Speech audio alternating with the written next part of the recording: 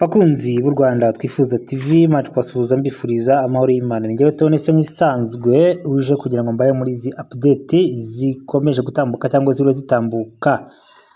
Hagombye gutambuka amakuru avuga ko M23 cyangwa se RDF muri uwo mutaka nyine yihaye wa mama 23 ngo yikuye mu duce tubiri. Utu ni uduce twitwa Ibibwi na Nyange.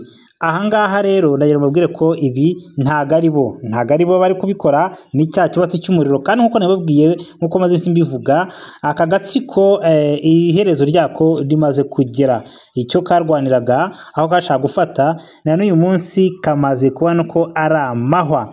Byakomeje kugorana rero ubwo kakoraga ngo kise strategy, ariko ari ikibatsi cy'uyu muriro ubwo kaongeye gutera amabombe. Kongeye gutera amabombe, ndavuga mama 23 M23 aha mu nkengero z'umujyi wa Goma. Aha hatoye amabombe niho kwayateye kubera ikibatsi kari kamaze gukubitwa, nibwo gahitamo gutera amabombe hano mu nkengero z'umujyi wa Goma ahitwa Mugunga. Murabizi ko ahangaha ni impande ya Goma neza, cyangwa se ni muri Goma.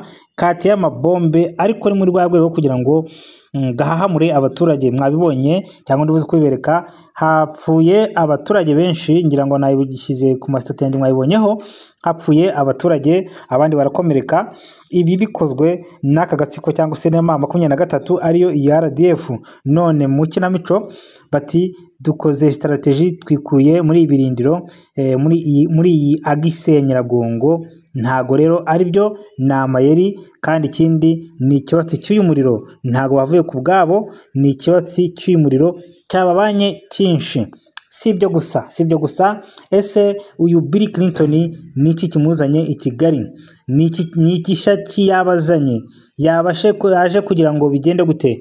Ese yagiriye umumaro abanyarwanda cyangwa ari muri gahunda yangwa ari mu mupango w'abamarishije? Ibyo rero ni amakuru mbabikiye muri buze kumenya. Ese i Kigali nuhe mwuka ukomeje gutambuka aka kanya hakimara kugaragara ko urugendo rukonfirmye ko Bill Clinton aje i Kigali? Uko byagenda kose nta gishobora kubuza